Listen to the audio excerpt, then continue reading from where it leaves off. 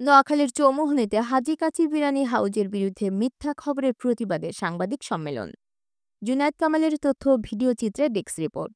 নোয়াখালীর চৌমুহনীতে হাজী কাচি বিরানি হাউজে পচা গরুর মাংস ও প্রতিষ্ঠান সিলগালা করা মিথ্যা খবরের প্রতিবাদে সাংবাদিক সম্মেলন করেছেন হাজী বিরানির মালিকগণ।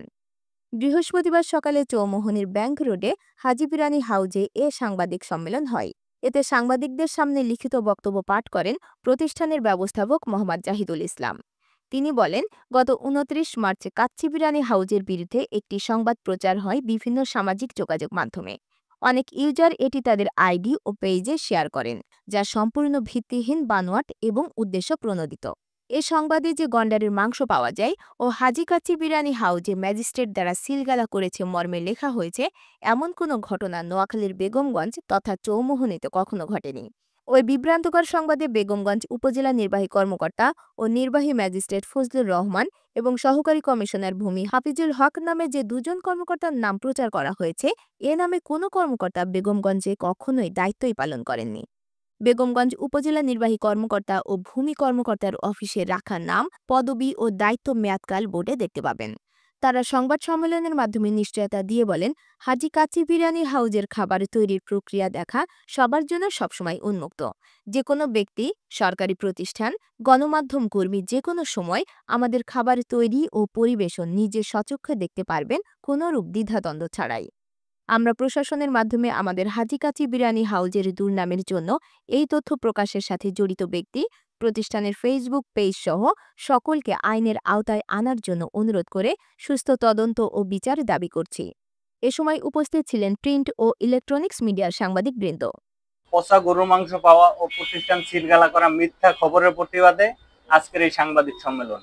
প্রিয় সাংবাদিক ভাইয়েরা, আপনারা জানেন যে গত ২৯ মার্চ ২০২৫ ঐতিহ্যবাহী হাজী বিরিয়ানি হাউস ও হাজী কাচ্চিগড় চৌমুহনী শাখার বিরুদ্ধে একটি সংবাদ প্রচার হয় সামাজিক যোগাযোগ মাধ্যম ফেসবুকের বিভিন্ন পেজে।